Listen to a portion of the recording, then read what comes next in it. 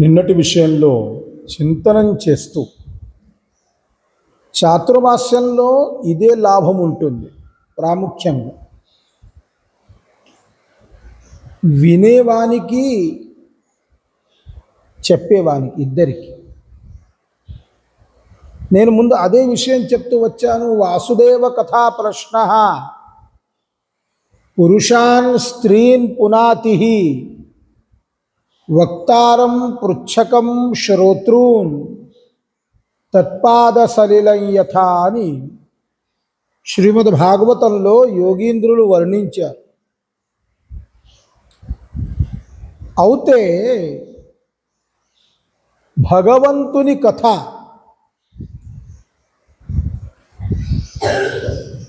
ఎలా ఉంది గుర్తా?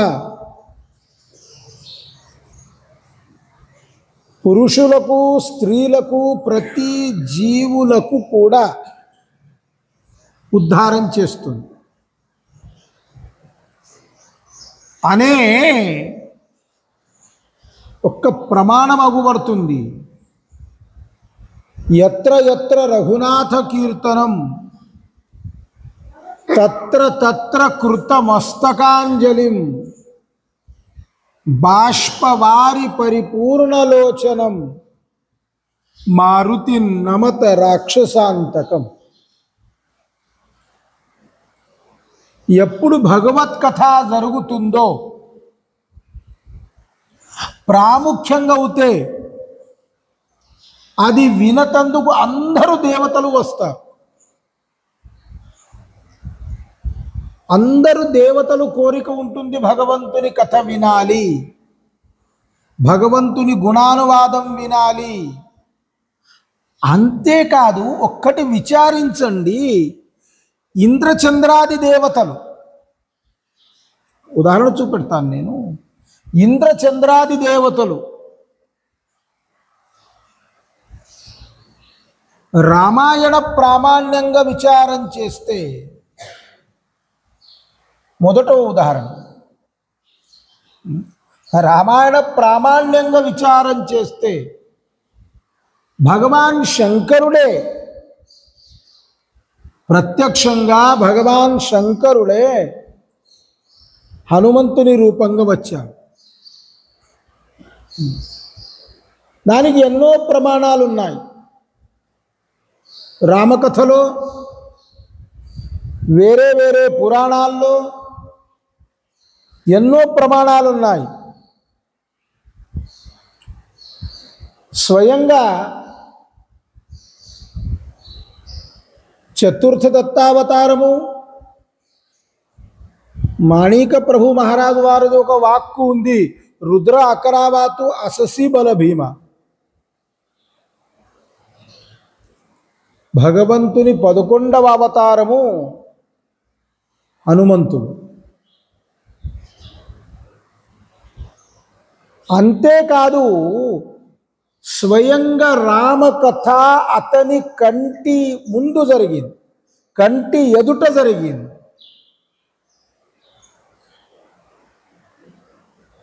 ఎప్పటి నుండి కిష్కింధ ప్రసంగం జరిగిందో,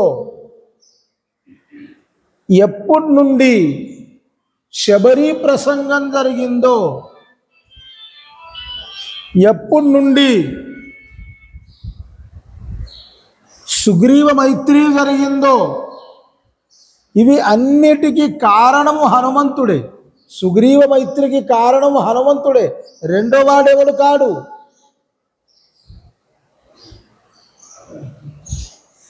రామచంద్రుడు ఎప్పుడు అరణ్యానికి వెళ్ళాడో, అరణ్యానికి వెళ్ళిన తర్వాత నిజంగా రామకథలో ఇన్ని విషయాలు విచారం చేసేటట్టున్నవి. మాకు రామాయణం అంతా గుర్తు, రామాయణం మాకు అంతా గుర్తు. ఏం గుర్తుందండి రామాయణంలో మీకు?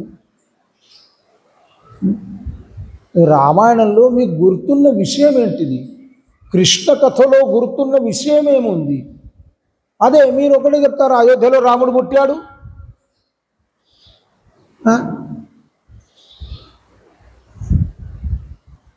శరయూ నది ఒడ్డున అయోధ్య ఉంది, ఎందుకు?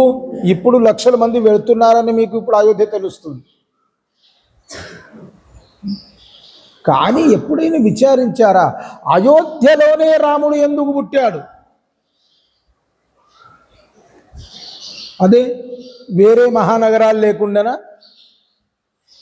వేరే మహానదులు లేకుండానా? గంగా, యమున, గోదావరి, తాపి, నర్మదా, కృష్ణ, తుంగభద్ర, ఇబోటి ఎన్ని నదులు చెప్పాలి? మరి ఇవన్నీ ఉండంగా రాముడు అయోధ్యలోనే ఎందుకు పుట్టాడు? ఎందుకు అవతారం ధరించాడు? దశరథుని కుమారుడే ఎందుకయ్యాడు? ఆ కాలంలో వేరే వారు రాజులు లేకుండా ఉండిరిగా, ఎందరో రాజులు ఉండిరి, ఎందరో క్షత్రియులు ఉండిరి. అంతేకాదు ఇంకా విచారించండి, కౌసల్య కుమారుడే ఎందుకయ్యాడు? సుమిత్ర కూడా ఉండే, కైకేయి కూడా ఉండే. రామాయణం మేము చదివాము, విన్నాము, సీరియళ్ళు చూసాము. అయినా నేను ప్రశ్న అడుగుతున్నాను, వారి కుమారుడే ఎందుకు అయ్యాడు? సుమిత్ర, కైకేయి కుమారుడే ఎందుకు కాలేదు? పోని లక్ష్మణుడు, భరత, శత్రుఘ్నులే తమ్ముళ్ళు ఎందుకు అయ్యారు?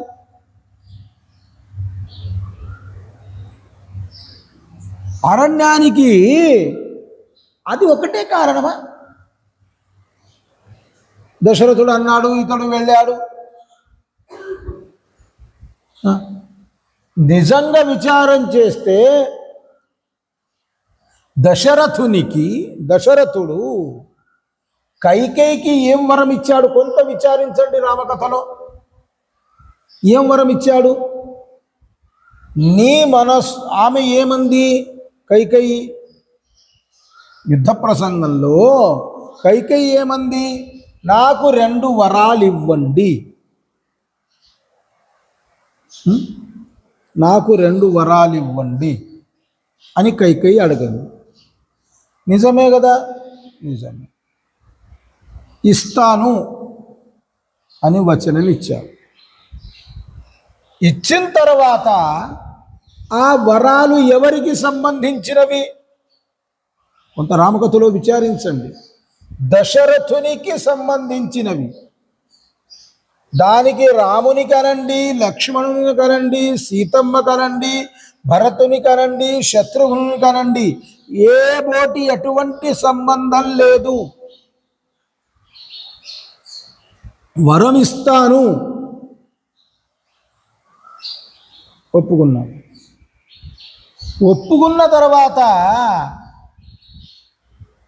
ఎప్పుడు రాజ్యాభిషేక సమయం వచ్చిందో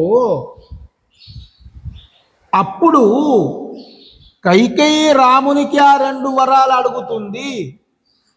దశరథునికి 1 వరము, రాముడు అరణ్యానికి వెళ్ళాలి 14 సంవత్సరాలు.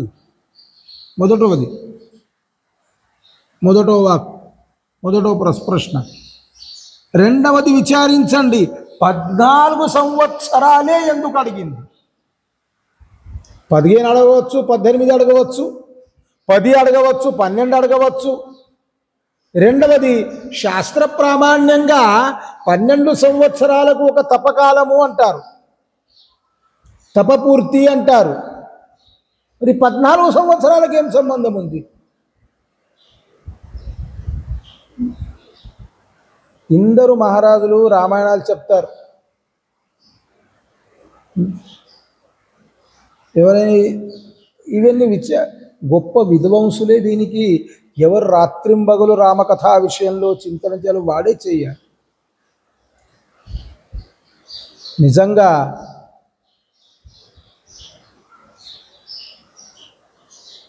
ఒక్క విషయం జ్ఞాపకం ఉంచండి, మానవుడు ఎప్పుడైనా ఎక్కువ వినాలి, ఎక్కువ చదవడం కన్నా మంచివాని ముఖంతో వినాలి. ఎందుకు వినాలండి? మంచివాని ముఖంతో ఎందుకు వినాలి? మంచి విద్వాంసుడు చెప్పేవాడు ఉంటే మంచి విద్వాంసుడు చెప్పేవాడుంటే వాడు వందల ప్రమాణాలు ఇచ్చి చెప్తాడు. ఈ పురాణంలో ఇలా ఉంది, ఈ పురాణంలో ఇలా ఉంది, ఈ పురాణంలో ఇలా ఉంది, ఈ పురాణంలో ఇలా ఉంది, శాస్త్రంలో ఇట్లా ఉంది, వేదంలో ఇలా ఉంది అని ప్రమాణాలు ఇస్తూ ఇస్తూ ఇస్తూ ఇస్తూ మన బుద్ధిని, మన బుద్ధిలో ఉన్న కల్మషాన్ని నశింపచేస్తాడు.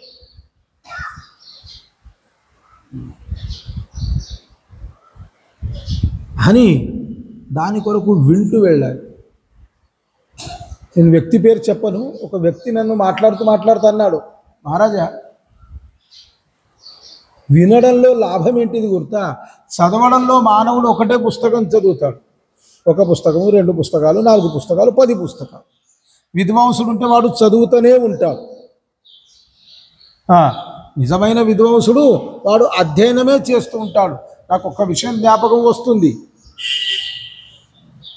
నిజామాబాద్లో జరిగిన ప్రసంగం నిజంగా నాకు అన్నారు కొంతమంది, మహారాజా మీ స్వానుభవాలు మీరు ప్రవచనంలో చెప్పకండి, కానీ మీకు తెలవాలంటే, మహారాజు గారి చరిత్రను తెలవాలంటే, మహారాజు వారి గొప్పతనం తెలవాలంటే స్వానుభవం చెప్పవలసిందే.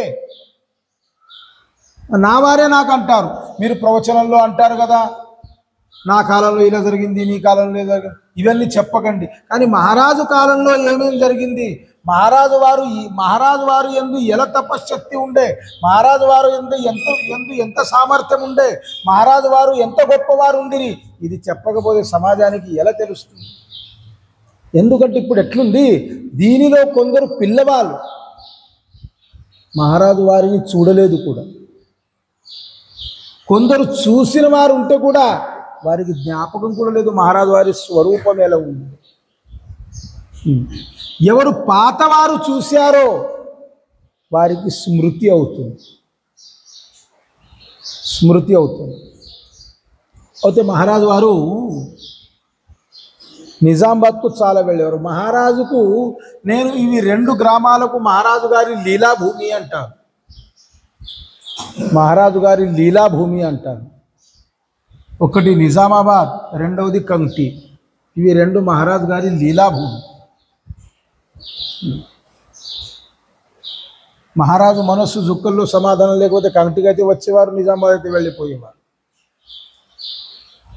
పిట్లంలో చాలా తుది కాలంలో రావడం మొదలు చేశారు. కానీ ఎక్కువ కాలం మహారాజు కంటి నిజామాబాదే ఉండేవారు. నిజామాబాద్లో ఉన్న ప్రసంగం నేను వెంట ఉన్నాను విద్యార్థి దశ.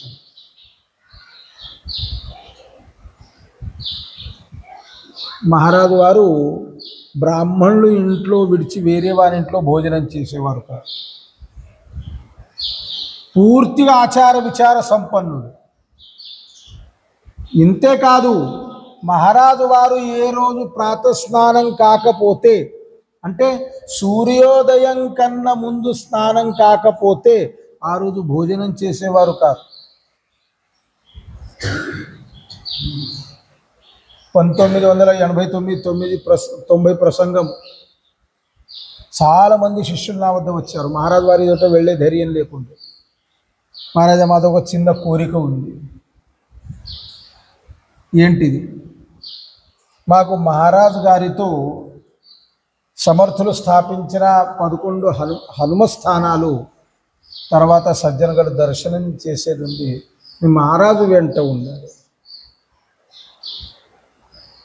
నాకు కూడా మహారాజు వారి దగ్గర వెళ్ళి మాట్లాడేంత ధైర్యం లేకుండా, మహారాజు వారు వద్ద మాట్లాడే ధైర్యం మా అన్నగారికి ఉండే, గణపతి మహారాజు. నేను అంటుంటే అన్న పోతావు, మాట్లాడుతావు, తిట్లు తింటావు. కాదురా, నీకు తెలియదు, మహారాజు వారి తిట్లు అంటేనే ఆశీర్వాదం రా. ఇది ఆశీర్వాదం ఉంది మనకు. అన్నకన్నా అన్న ఇలా ఉంది, నేను మాట్లాడతాను, నువ్వు కూర్చోని. వ్యవహారంలో చాలా చతురుడు మా అన్నగారు. కూర్చున్నారు మహారాజు గారు ఎదుట ఒకరోజు సాయంత్రం. మహారాజ్ అష్టకాలు అప్పుడే సమాప్తమయ్యాయి. మహారాజు వారు ఇంట్లో వాకిట్లో కూర్చుండి తన అష్టకాలు అనేవారు. రాముని ఎప్పుడు ఆరోగ్యం మంచిగా ఉంటే అప్పుడు రాముని ఎదుట కూర్చుండేవారు. ఇప్పుడు ఆరోగ్యం సరిగ్గా లేకపోతే ఇంట్లో మాత్రం తాను కూర్చుండి తప్పక నియమంతో అష్టకాలు అనేవారు అంటున్నారు. సహ్యాద్రి గిరిచా విభాగ విలసే మందారు శృంగాపరి నామే సజ్జనజో నృపే వసవిలా శ్రీ ఊర్వశీచే తిరి సాకేతాధిపతి కపి భగవతి హే దేవజాచే శ్రీ तेथे जाग्रत रामदास विलसे जोया जना उद्धरी. మహారాజు వారు నిత్యనేమం నేటి వరకు మా మఠంలో జుక్కల మఠంలో ప్రతి నిత్యనేమం జరుగుతుంది. కంటిలో మాత్రము గణేష్ మహారాజ్ అనండి, దేవిదాస్ సౌకార్ వట్టం వారు అనండి, దర్జీ సంగయ్య అనండి, ఆరోగ్యం చక్కగా ఉన్నప్పుడు మహాదేవి అనండి, వీరు గణేష్ మహారాజ్ ఉండే వరకు వారి ఆరోగ్యం సక్రమంగా ఉండే వరకు ఒక్కరోజు కూడా రాముని సేవలో ఎటువంటి మార్పు జరగలేదు. మా మఠంలో జుక్కల మఠంలో ఎన్ని నియమాలు నడిచేటివో కంటి మఠంలో అన్ని నియమాలు నడిచేవి. ఇది మేము అభిమానంగా చెప్పుకునేవాళ్ళం. ఇప్పుడు కాలం మారింది, యువకులకు కూడా సమయం లేదు. అప్పుడు యువకులు కూడా మంచి శ్రద్ధతో వచ్చేవారు, భజన అష్టకాలు ఇవన్నీ అంతందుకు. ఇప్పుడు పరిస్థితి ఇలా ఉంది, ఎక్కడంటే అక్కడ వచ్చి కూర్చుంటారు, క్రికెట్లు ఆడుతారు, గప్పాలు కొడతారు, కానీ రాముని ఎదుట వెళ్ళి తన దుఃఖాన్ని చెప్పుకోవాలి అని ఎవరను. కరుణాష్టక శబ్దానికి అర్థమే అది. కరుణాష్టక శబ్దానికి రామునికి కరుణతో ప్రార్థించడం. రామా అనుదినానుతాపే తాపలో రామరాయ పరమ దినదయాళ. ఏంటి ఎలా ప్రార్థిస్తున్నారు సమర్థులు వాక్కులు. నాకు ఇప్పుడు పూర్తి శ్లోకం అని నేను ఒక శబ్దాన్ని చెప్తాను. నేను అనుదిన అనుతాపే తాపలో రామరాయ, రాత్రింబగలు నేను దుఃఖంలో ఉన్నాను రామా. మనకు అనిపిస్తుంది నాకేం దుఃఖం ఉంది, నాకెక్కడి దుఃఖం ఉంది. కానీ ఇది మర్చిపోండి, ప్రతి జీవుడు దుఃఖంలో ఉన్నాడు. దుఃఖాదు దుఃఖితే జంతు సర్వస్మై రోచతే సుఖం. ప్రతి జీవుడు దుఃఖంలోనే పుట్టాడు, దుఃఖంలోనే పుట్టాడు. సుఖానికి దుఃఖానికి తేడా చెప్తాను నేను. ఏంటిది? ఏది మన మనస్సు మాదిరిగా జరుగుతుందో అది సుఖము, ఏది మన మనస్సు విరుద్ధంగా జరుగుతుందో అది దుఃఖం. ఎవడైనా కోరుతాడా షుగర్ రావాలి అని? వస్తుంది, షుగర్ వచ్చింది, దుఃఖము. ఎవడైనా కోరుతాడా నా పైన విపత్తు రావాలి అని? కానీ అది తప్పక వస్తుంది. శ్రీమద్ భాగవతంలో ఎప్పుడు కౌరవ పాండవుల యుద్ధం జరిగిందో, యదా మృధే కౌరవ సృంజయానాం వీరేష్మతిం వీరగతిం గతేషు మృకోదరా విద్ధ గదా విమర్శ భగ్నోరుదండే ధృతరాష్ట్రపుత్రే. కౌరవ పాండవుల యుద్ధం జరిగింది, కౌరవులందరూ చనిపోయారు. అదెంత ప్రసంగం జరిగిన తర్వాత, యుధిష్ఠిరుని రాజ్యాభిషేకమైన తర్వాత భగవంతుడు ఎప్పుడు ద్వారకకు వెళ్ళతందుకు సిద్ధమయ్యాడో అప్పుడు కుంతి భగవంతుణ్ణి ప్రార్థిస్తుంది. కుంతి ఒక వాక్కుని జ్ఞాపకం ఉంచాలి. కుంతి కృష్ణుని మేనత్త, వసుదేవుని చెల్లెలు. వసుదేవుని చెల్లెలు. ఆమె నిజమైన పేరు పృథ, కుంతి కాదు. ఆమె నిజమైన పేరు పృథ. పృథ కుమారులనే యుధిష్ఠిరునికి, భీమునికి, అర్జునికి పార్థ అనే పిలిచేవారు. పార్థ ఈ పేరు ఒక్క అర్జునిది కాదు, ఈ ముగ్గురిది. పృథాకు పూర్వకాలంలో, చాతుర్మాసంలో ఉన్న లాభం చెప్తున్నాను, ఎంత మనం తిరుగుతూ వస్తున్నాం విచారించండి. ఎక్కడుంటివి, ఎక్కడ వచ్చాము. పూర్వకాలంలో శాస్త్ర ప్రామాణ్యం ఒకటి ఉంది. ఆత్మనామ గురోర్నామో నామాతి కృపణస్య చ శ్రేయస్కామో న గృహ్ణీయా జ్యేష్ఠాపత్య కలత్రయో. తన పేరు తాను చెప్పవద్దు. శాస్త్రంలో చెప్తుంది తన పేరు తాను చెప్పవద్దు. మనమే అంత పెద్దవా అని చూడండి. రామాయణంలో రాముడు ఎవరు ఏమని చెప్పాడు? నేను దాశరథిని అన్నాడు. నేను దశరథుని కుమారుణ్ణి అని చెప్పాడు. నేను దశరథుని కుమారుణ్ణి అని చెప్పాడు దాశరథి. దశరథస్య అపత్యం పుమాన్ సహ దాశరథి.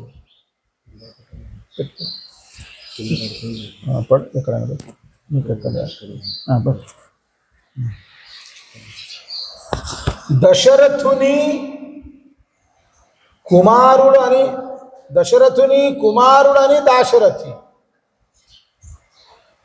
వాసుదేవుడు వసుదేవుని కుమారుడని వాసుదేవుడు. కౌరవులు గాంధారులు అన్నారు. గాంధారీ కుమారుడు. ధార్తరాష్ట్రులు.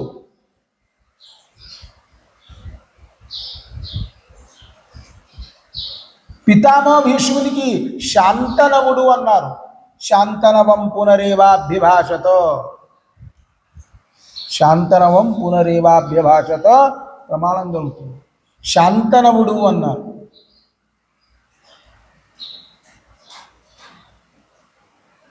ఈ బోటి ఎన్ని ప్రమాణాలు చూపెట్టాలి? తన పేరు తాను చెప్పుకునేవారు కాదు. ఆత్మనామ గురోర్నామం. తన పేరు తాను చెప్పుకోవద్దు. తన గురు పేరు చెప్పుకోవద్దు. గురు పేరు ఉచ్చరించవద్దు. గురు పేరు ఉచ్చరించవద్దు. చూస్తాను నేను మైకులో అనౌన్స్ చేసేవారు. ఫలానా మహారాజ్ గారి కీర్తన ఉంది. తన గురువు గారి పేరు లావుగా తీసుకుంటారు. ఫలానా మహారాజ్ కీర్తన ఉన్నది, ఫలానా మహారాజ్ ప్రవచనం ఉంది. గురు పేరు తప్పు ఉచ్చరించారు. ఆత్మనామ గురోర్నామం. నాకు ఒక్క విషయం ఇప్పుడు మహారాజ్ వారి విషయం జ్ఞాపకం వచ్చినప్పుడు చెప్తూ వెళ్తాను నేను. దాసనవమి మహోత్సవం నిజామాబాద్లో జరుగుతుంది. మహారాజు వారు దాసనవమి నాడు తప్పకుండా అక్కడ శ్రీరామ మఠంలో దర్శనానికి వెళ్ళేవారు.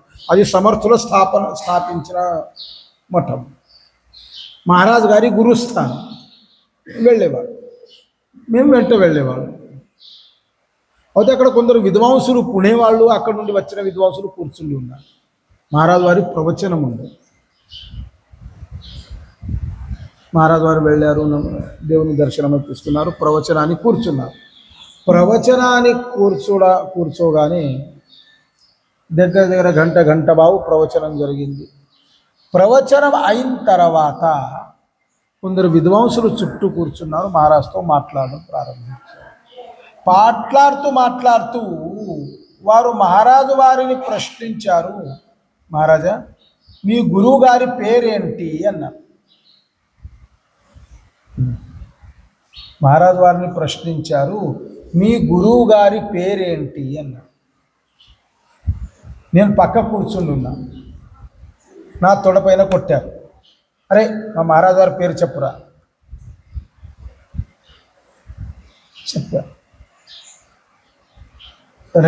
రెండో చోట్ల అయితే నేను కళ్ళారా చూశాను.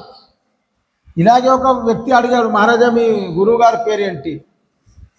మహారాజు వారు అన్నారు, సంధ్యలో భగవంతుని 24 నామాలు ఉన్నవి కదా, దానిలో మొదటవ నామము అన్నారు.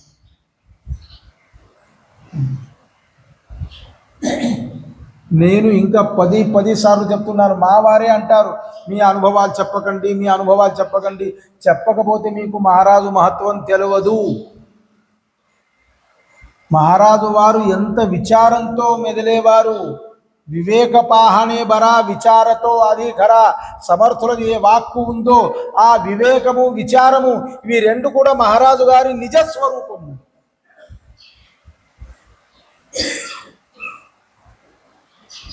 సమయబంధనం మహారాజు ఎప్పుడూ దాటడు. అయితే ఆ విషయమే చెప్తున్నాను నేను. మహారాజు గారి అష్టకాలు అయినాయి అనే ఆ విషయం నేను ఇక్కడ పెరుగుతూ వచ్చాను. ఆత్మనామం గురోర్నామం. గురునామం తీసుకోవచ్చు. నామాతి కృపణస్య చ. ఎవడు పీసరి వాడున్నాడో వాని పేరు తప్పించుకోవద్దు, పీస్తాచి వాని పేరు. పీస్తాని మానవుని జీవితం ఎలా ఉంటుంది గుర్తా? వాడు సుఖంగా బ్రతకడు. తాను బ్రతికి ఉండే వరకు వేరే వానికి కూడా సుఖంగా ఉండని. తాను తినడు, మందికి పెట్టడు. పోనీ మానవుడు డబ్బుది దురుపయోగం చెయ్యవద్దు, ఇది నేను ఒప్పుకుంటాను. దురుపయోగం తప్పి చెయ్యవద్దు, ఇది నేను ఒప్పుకుంటాను. ఒక చిన్న ఉదాహరణ నేను అడుగుతాను. పిల్లలకు కోపం రాదా? నేటి కాలంలో అంటున్నానని మీకు కోపం రాదు కదా? మీరు డబ్బు దురుపయోగం చేయడం లేదా? మేమేం చేయలేదు. మొన్న ఐపీఎల్లో ఎంతమంది లక్షలు మునిగిపోయారు చెప్పండి.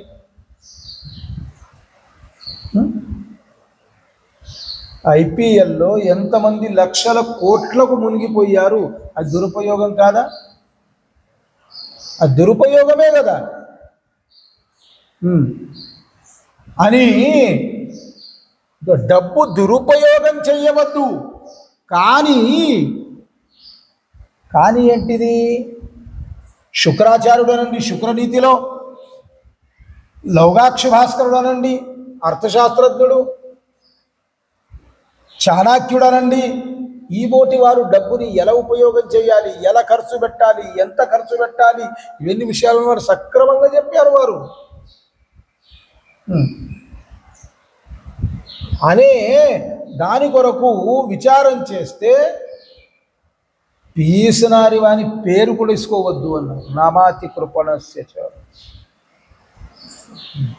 శ్రేయస్ కామోన గృహ్ణీయాత్. తన ఆత్మ కళ్యాణం ఎవరు చేస్తారో,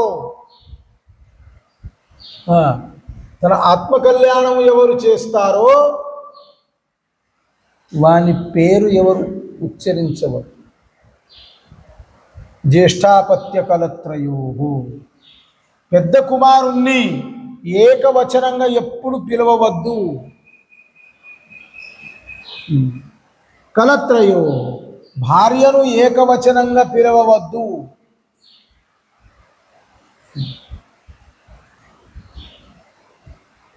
అని దాని కొరకు విచారం చేస్తే రాముడు ఏమని చెప్పేవాడు? నేను దాశరథిని, నేను గాంధారుణ్ణి. మనము అంత గొప్పవారం కాము కదా,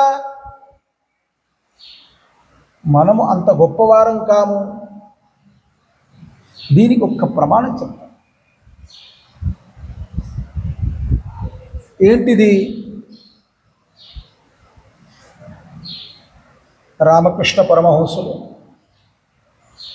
కలకత్తాలో ఉండేవారు.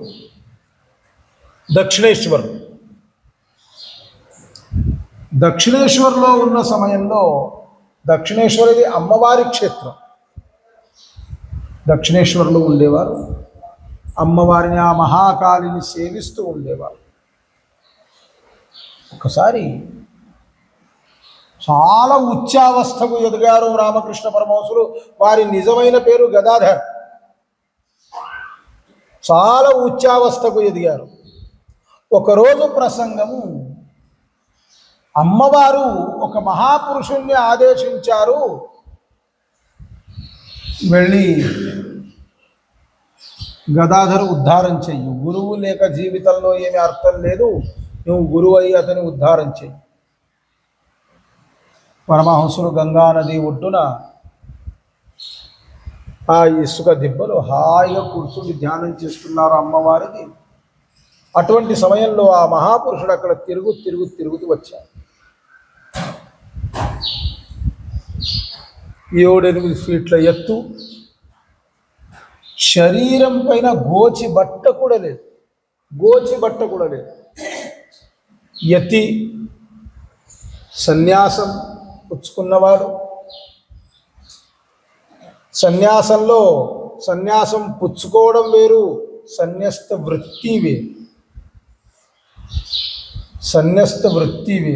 సన్యాసం పుచ్చుకోవడం మహత్వమైన విషయం కాదు. ఎవడైనా సన్యాసం పుచ్చుకోవచ్చు. సన్యాసం పుచ్చుకొని సంసారం పెట్టే అవసరం లేదు. నాకు భోజనమే కావాలి, నాకు అదే కావాలి, నాకు మఠమే కావాలి, నాకు శిష్యుడే కావాలి. సన్యాసికి దీన్ని అవసరం లేదు. సన్యాసం తన ఆత్మ కళ్యాణం కొరకు ఉంది. సన్యస్త వృత్తి కావాలి.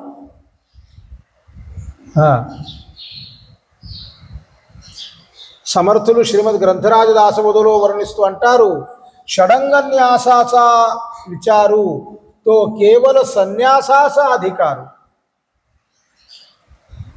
అని. దాని కొరకు ఆ సన్యాసం పుచ్చుకున్నవాడు, సన్యస్త వృత్తి కలిగిన వాడు ఆ మహాపురుషుడు ఎదుట వచ్చి నిలబడ్డాడు. నిలబడగానే ఇతడు కళ్ళు మూసి ధ్యానంలో నిమగ్నమయ్యాడు. కొంత సమయం ఎదురు చూశాడు. ఇప్పుడు కళ్ళు తెరుస్తాడు, అప్పుడు కళ్ళు తెరుస్తాడు, అప్పుడు కళ్ళు తెరవడమే లేదు. అప్పుడు అతడు అన్నారు, బేటా కళ్ళు తెరిచి చూశాడు. గొప్ప మహాపురుషుడు నమస్కరించాడు. అతని పేరు తోతాపురి. సన్యాసంలో దశవిధ సన్యాసాలు ఉన్నాయి, గిరి, పురి, భారతి. అందులో అతని పేరు తోతాపురి. పరమహంసులు గురువు గారు. అప్పుడు వారు మాట్లాడుతూ అడిగారు, బేటా తెరా నామ్ క్యా హై? అప్పుడు పరమహంసుని ఉత్తరం విచారించారు. నా పేరు గదాధర అని చెప్పలేదు. వారు ఏమన్నారు గుర్తా? स्वामी इस शरीर को गदाई कहते हैं, इस शरीर को गदाई कहते हैं. ఈ శరీరానికి గదాయి అంటారు అన్నారు. పశ్చిమ బెంగాల్లో పూర్తి పేరు పెట్టే పిలిచే పద్ధతి లేదు. నిజానంద్, నిమానంద్ ఇవన్నీ పేర్లు ఉన్నాయి. నిమాయి, నితాయి, సగం సగం పేరు పిలిచాలి వారు అని. అతని పేరు గదాధర్ ఉంటే కూడా అతనికి గదాయి అన్న. అతడు అన్నాడు ఇస్ శరీరకో గదాయి కహతే అని ఆత్మన అనే దాని కొరకే వింటూ ఉండడం ఇది కారణం. అదే 100 పుస్తకాలు ప్రమాణంతో. అయితే మహారాజు గారి విషయంలో నేను ఎప్పుడు మాట్లాడుతున్నాను, అష్టకాలు అయ్యాయి. మా అన్నవారు అక్కడనే కూర్చుండి ఉన్నారు. అన్నారు, మహారాజా ఇప్పుడే మీరు అన్నారు సహ్యాద్రి గిరిజా విభాగ విలసే మాందార శృంగాపరి నామే సజ్జన జో నృపే వస విలాశ్రీ ఊర్వశీ చేతిరి సాకేతాధిపతి కపి భగవతి హే దేవ జాచే శ్రీ तेथे जागृत रामदास विलसे जोया जना उद्यम. అక్కడ సమర్థులు జాగ్రత్త రూపంగా ఉన్నారు అని అన్నారుగా. అవును, మరి ఆ జాగ్రత్త స్థానానికి దర్శనానికి వెళ్ళాలని కోరిక ఉంది. మహారాజు వారు అన్నారు, వెళ్ళండి వెళ్ళండి. మా అన్నగారు అప్పుడు అన్నారు, మహారాజా నేను గోపాల్ ఇద్దరం దాని కొరకే వచ్చాం. ఏంటిది? అందరి శిష్యులు కోరిక ఉంది, మీతో పాటు వెళ్ళాలి, మీతో పాటు వెళ్ళాలి అని కోరిక. చూద్దాం. మరి 2 రోజులు గతించాయి. మరీ మాట్లాడాము, చూద్దాం. 8-10 రోజులు సక్రమంగా వెంట తగిన తర్వాత మహారాజు వారు ఏమన్నారు గుర్తా? నేను వస్తాను కానీ నాదొక షరతు ఉంది అన్నారు, నాదొక ఆగ్రహం ఉంది. ఏంటిది? నాకు భోజనం లేకపోతే నడుస్తుంది. ప్రయాణంలో ఎప్పుడు భోజనం దొరుకుతుంది దొరకదు ఆ విషయం వేరే, నేను ఉపహారం పైన ఉంటాను. నాకు భోజనం లేకపోతే నడుస్తుంది, కానీ ప్రాతస్థానం లేకపోతే మాత్రం నేను రాను అన్నా. సూర్యోదయం కన్నా ముందు స్నానం లేకపోతే నేను రాను. అప్పుడు మా అన్నవారు అన్నారు, అది నేను చూసుకుంటాను. మా అన్నవారి పైన అంత నమ్మకం ఉంది. గణపతి నువ్వు చూసుకుంటావుగా, ఆ తప్పక చూసుకుంటాను, వస్తా. మరి మా అన్నవారు ఏం చేసేవారు, ఏదైనా గ్రామంలో ముక్కాం ఉండే గ్రామంలో ముందు చూసుకోవాలి, ఆడ సౌకర్యం ఎట్లుంది, ప్రాతఃస్నానం వ్యవస్థ ఉందా, అంత ఉందా అంత చూసుకొని ముందు వెళ్ళే గ్రామంలో ముందే వ్యవస్థ చూసుకోవాలి. ఇది ఆచారం అని దాని కొరకు నేను రామకథలో మాట్లాడుతూ నేను మహారాజు వరకు వచ్చాను. రామకథలో అది అక్కడ అలాగే ఎందుకు జరిగింది? రామకథ చెప్పడం విషయం కాదు. అయితే నేను ఏం విషయం చెప్తూ వచ్చాను? ఏంటిది? మా మహారాజు వారు బ్రాహ్మణుల ఇంట్లో విడిచి వేరే వారి ఇంట్లో భోజనం చేసేవారు కాదు. అది కూడా బ్రాహ్మణుడు వండితే కూడా వేరే వారి ఇంట్లో భోజనం చేసేవారు కాదు. మూడవది, బ్రాహ్మణుల ఇంట్లో కూడా నిత్యంగా నైవేద్యము, వైశ్వదేవము, పంచమహాయజ్ఞం అయితేనే భోజనం చేసేవారు, లేకపోతే భోజనం చేసేవారు కాదు.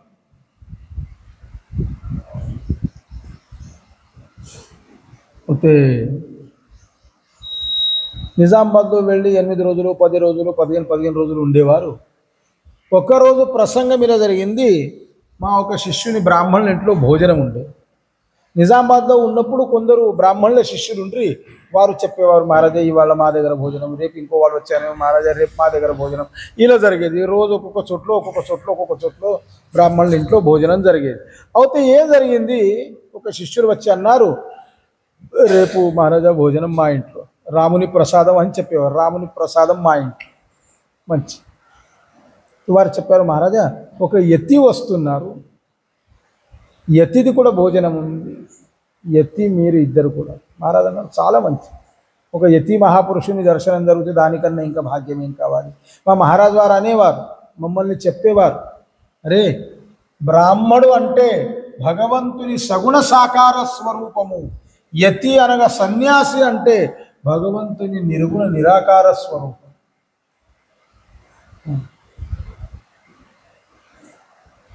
మేము 2వ రోజు వెళ్ళాం. ఒక గదిలో యతి కూర్చుని ఉన్నారు. దగ్గర 102, 103 సంవత్సరాల వయస్సు. ఇంకా కంటికి అద్దాలు రాలేదు అతనికి. బక్కగా ఉన్నాడు, కాషాయ వస్త్రాలు ధరించాడు. తన కృష్ణాజనం పైన కూర్చుండి ఉన్నాడు భూమిపైన. అక్కడ మహారాజు గారి కొరకు ఒక ఆసనం వేసింది ఉండే.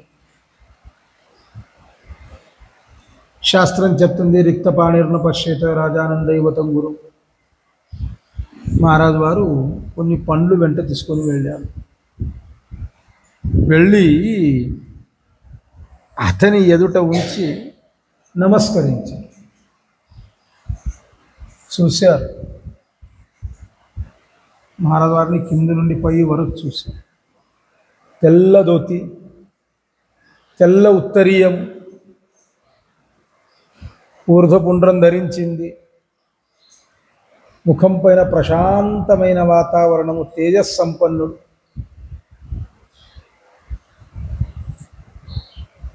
మీరేనా జుక్కల మహారాజ్ అంటే?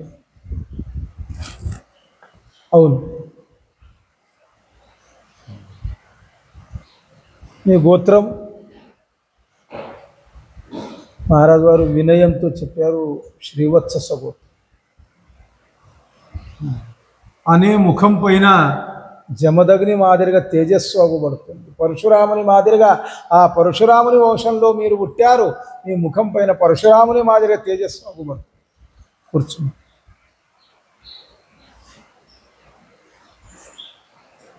కూర్చున్నారు. అతడు ఎదుట ఒక పుస్తకం ఉంది, పుస్తకం చదువుతూ కూర్చుని. మహారాజు వారు అడిగారు, స్వామి నేను ఒక్క విషయం అడగన్నా? చెప్పండి. గ్రంథం ఏదుంది? వారన్నారు, ఇది కరపాత్రి స్వామి వ్రాసిన వేదార్థ పారిజాతం. మీ వద్ద ఉందా? ఉంది స్వామి. వేదార్థ పారిజాతము నా వద్ద ఉంది. మంచి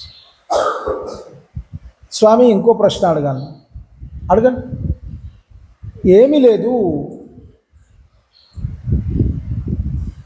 ఈ వయస్సులో తమరి వయస్సు 102, 103 సంవత్సరాలు వయస్సుంది. ఈ వయస్సులో ఇంకా అధ్యయనం అవసరం ఉందా అని అడిగారు నన్ను. చూడండి ఎంత మహత్వమైన ప్రశ్న ఉండే. 102, 103 సంవత్సరాలు వయస్సులో కూడా ఇంకా అధ్యయనం అవసరం ఉందా? అతడు ఆ మహాపురుషుడు ఏం జవాబిచ్చాడు గుర్తా? నేను బ్రతికి ఉండే వరకు నేను విద్యార్థినే ఉన్నాను. నేను బ్రతికి ఉండే వరకు విద్య నేర్చుకోవాలి. విద్య చెప్పడం మాత్రం కాదు, నేర్చుకోవాలి అని. దాని కొరకు అతడు ఎప్పుడైనా నాకు ఇది వస్తుంది అని అనుకోవద్దు. 103 సంవత్సరాల వయస్సు ఏమంటాడు వ్యక్తి? నాకు రాదు, నేను ఇంకా నేర్చుకోవాలి, ఈ భావన ఉండాలి. ఒక ధనికుడు ఉన్నాడు, 10,000లో వ్యాపారం మొదలు చేశాడు. 10,000ది 10 లక్షలు అయ్యాయి. వాడు చాలంటాడా? నేను ఇంకా సంపాదించాను. ఎప్పుడు వడకంటాడు? వాడు చనిపోయే వరకు అంటాడు, ఇంకా నేను సంపాదించాలి.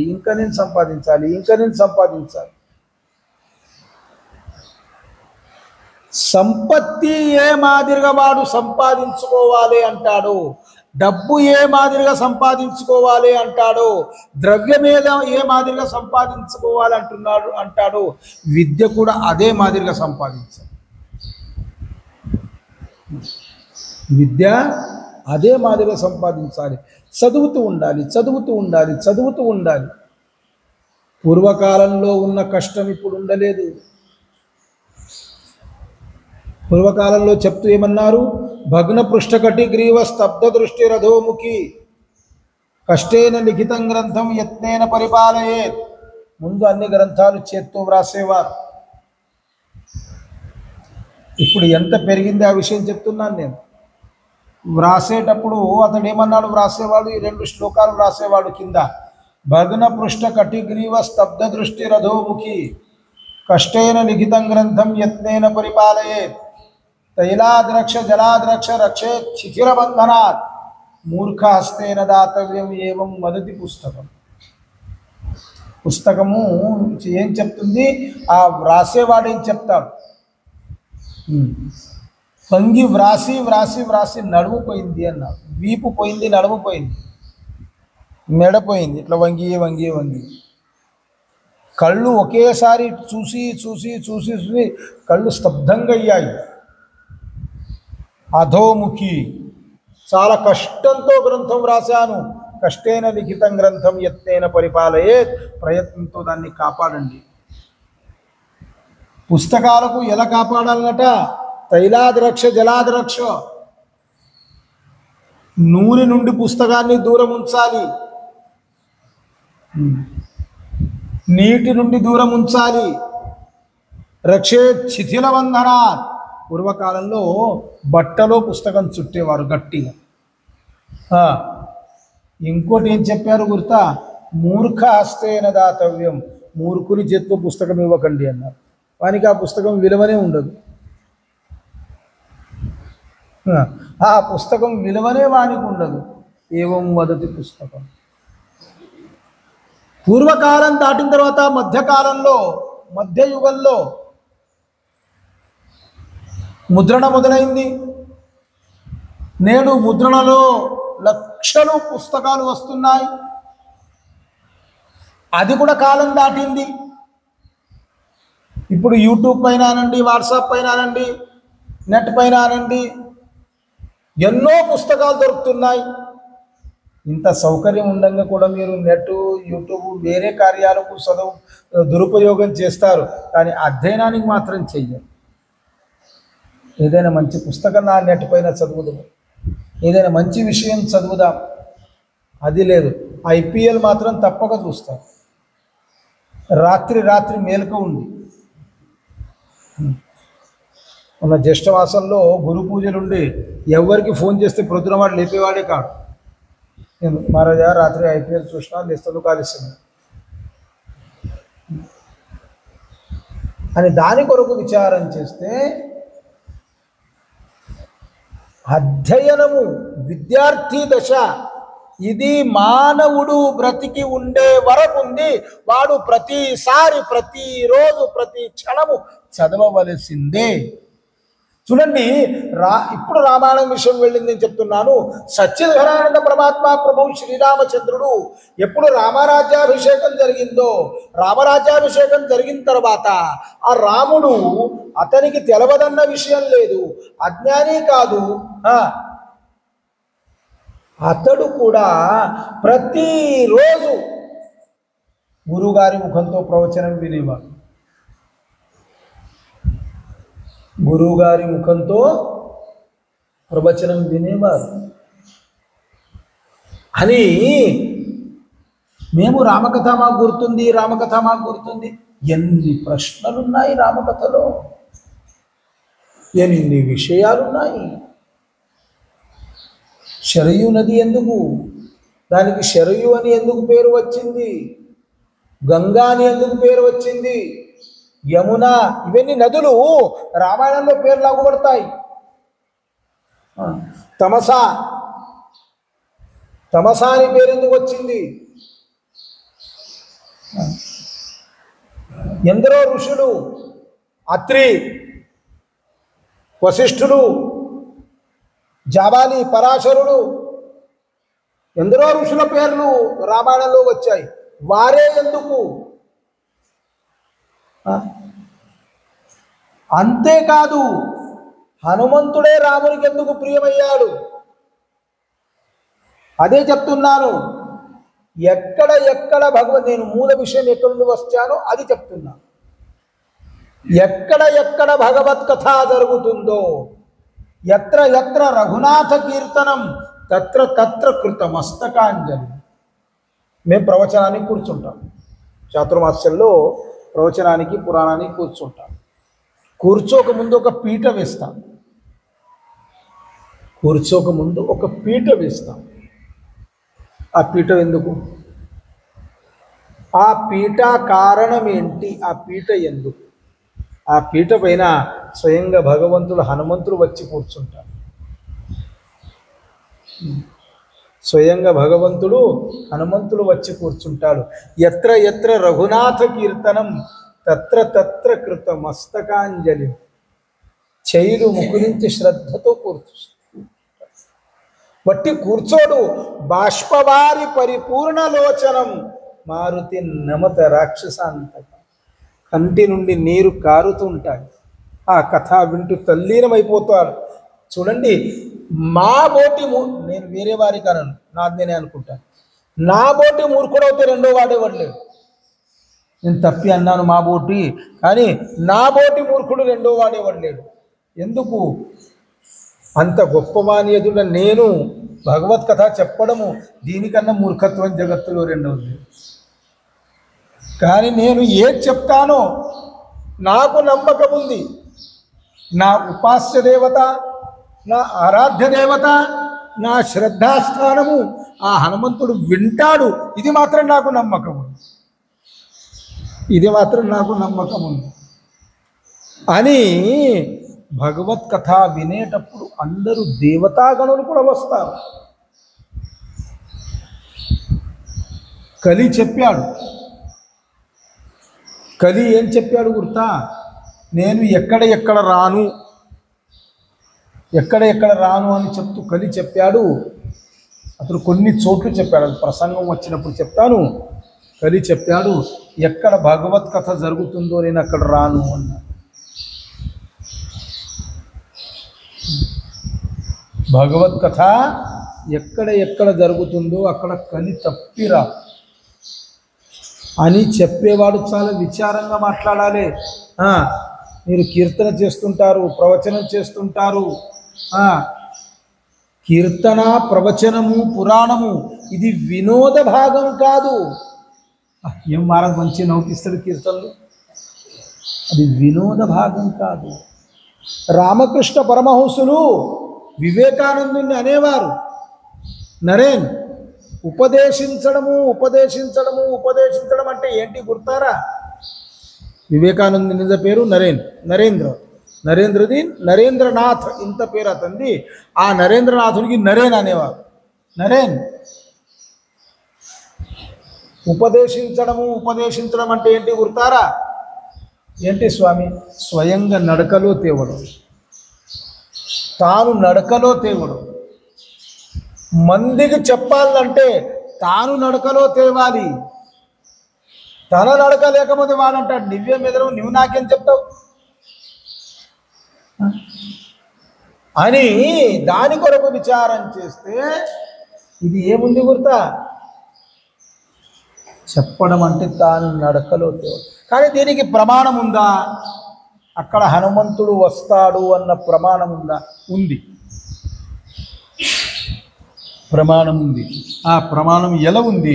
ఆ విషయ భాగాన్ని రేపటి విషయంలో చూద్దాం. యదక్షరపదం భ్రష్టం మాత్రాయనం చేద్భవే తత్సర్వం క్షమ్యతాం దేవనారాయణ నమోస్తుతే. కరచరణకృతం వా కాయజం కర్మజం వా శ్రవణనయనజం వా మానసం వా పరాధం వీతం వా సర్వమితక్షమస్వ జయ జయ కరుణాబ్ధే శ్రీపతే శ్రీముకుంద నాస్తి మత్సదృశోపాపి తదృశో న దయాపరః ఇతి మత్వా జగన్నాథ త్రాహి మాం కరుణాకర. गोपालकृष्ण भगवान की. मला वाटते अंतरिता वसावे तुझ्या दास बोधासिता बोध भावे. अपत्या परी पाववी प्रेम रसा महाराजया श्री गुरु रामदासा. आदिनारायणं हंसं ब्रह्माणं च वसिष्ठकं श्रीरामं रामदासं च उद्धवं च जगद्गुरुं. नारायण समारंभां रामदासार्य मध्यकाम् अस्मदाचार्य पर्यन्तां वंदे गुरु परंपराम्. अनेन प्रीयतां देवो भगवान् जानकीपतिः श्रीरामचंद्र पूर्वेशामस्माकं कुलदैवतं. श्रोता वक्ता श्रीराम समर्थ. जय जय रघुवीर समर्थ. उपासना विषయంలో ఎప్పుడు విచారిస్తున్నాము. ఉపాసన మూలంగా కర్మం కూడా అవసరం. ఇది భక్తి మార్గం ఉండవచ్చు, కానీ దానికి కర్మం కూడా అవసరం. కర్మంలో నిత్య కర్మము, నైమిత్తిక కర్మము, కామ్య కర్మం, ఇవి మూడు భేదాలు. ఇవి మూడు భేదాలు కంటికి అగుపడతాయి. కానీ విచారించండి, వేదాంతకారులు అంటారు కర్మాన్ని త్యాగం చెయ్యండి, కర్మాన్ని త్యాగం చెయ్యండి.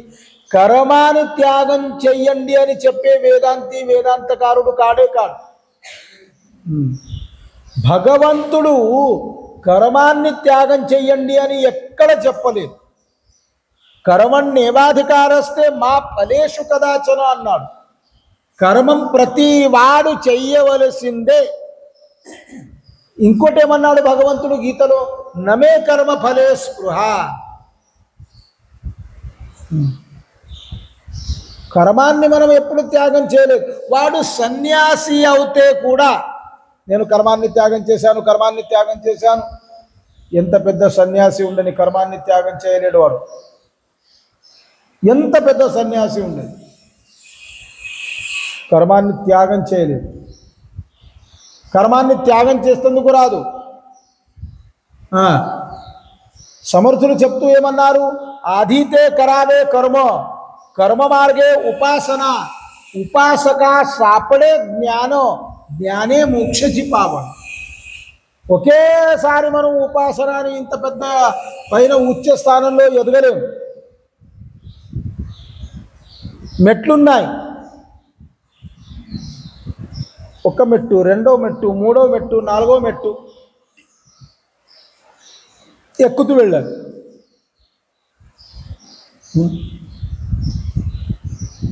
ఒకేసారి 4 మెట్లు విడిచి ఒకేసారి దూకుతానంటే పడతావు అయితే పడతావు, లేకపోతే వినోదంగా చెప్పాలన్నా నీ ప్యాంట్ అయితే చినిగిపోతుంది అని దాని కొరకు విచారం చేస్తే ఒకేసారి మనం ఎదగలేము. శాస్త్రం ఏం చెప్తుంది? శనై పంథ శనై కంథ శనై పర్వతమస్తకే శనైర్విద్యా శనైర్విత్తం పంచైతాని శనై శనై. మార్గము పరిగెత్తుతూ వెళ్తే మార్గం ఎప్పుడు క్రమించలేం మనం. తినతిన్నగా నడుస్తూ వెళ్ళాలి. శనై పంథ. పూర్వకాలంలో కప్పుకునేటి కుట్టేవారు, ఒకేసారి కుట్టేవారా? ఈరోజు కొంత, రేపు కొంత, ఎల్లుండి కొంత. శనై పర్వతమస్తకే. పర్వతారోహణం చేసేది ఉంది, గిరియారోహణము. తిన్నగా ఎక్కాలి. శనైరి విద్య. ఒక్క రాత్రిలో విద్వాంసుడు కాడు, తినతినగా విద్వాంసుడు అవుతాడు. అధ్యయనం చేస్తూ పోతే విద్వాంసుడు అవుతాడు. శనైరి విత్తం. ఒకే రాత్రిలో వాడు ధనవంతుడు కాలేడు, కాబోడు కూడా. వాడు ధనవంతుడు కావాలంటే రెండే చేయాలి. ఎక్కడైనా దొంగతనం చేయాలి, బ్యాంకులో రాబరీ చేయాలి. తిన్నగా సంపాదించాలి. పంచేతాని శనై అని చెప్పారు.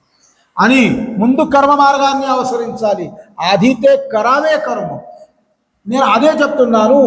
ఏ సన్యాసి ఉంటే కూడా వాడు కర్మాన్ని త్యాగం చేయలేడు. ఎలా చేయలేడు? కర్మంలో ఉన్న ప్రాధాన్యం ఏంటి? ఈ విషయ భాగాన్ని రేపటి విషయంలో చూద్దాం. విసర్గ బిందు మాత్రాన్ని పదపాదాక్షరాన్ని చ న్యూనాని చాతిరిక్తాని క్షమస్వ పరమేశ్వర. గోపాలకృష్ణ భగవాన్ కీ జయ.